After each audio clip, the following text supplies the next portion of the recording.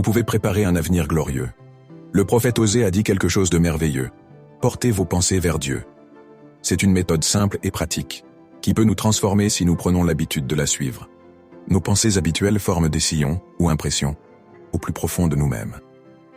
L'esprit, ou principe de vie, réagit et crée ce que nous avons tracé dans notre esprit subconscient.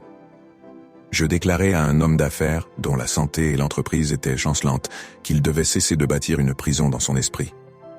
Il me répondit qu'il n'avait pas d'imagination. Je lui expliquai que l'imagination était la première faculté de l'homme et que chacun avait de l'imagination et l'utilisait sans cesse, pour le bien ou pour le mal. Il agit et évolue selon l'usage qu'il fait de son imagination. Il avait construit une prison mentale en blâmant les autres pour ses difficultés. Le gouvernement, sa parenté et ses associés. Il se rendit compte qu'il ne faisait que projeter ses propres problèmes.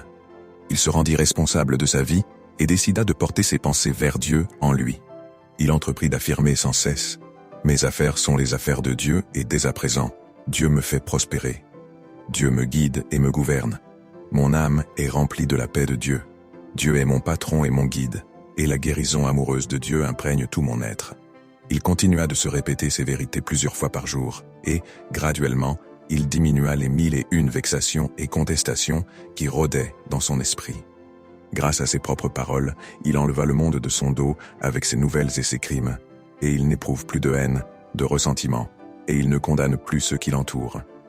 Il se prépare un avenir glorieux en portant ses pensées vers Dieu, comme le suggérait Osée il y a des milliers d'années,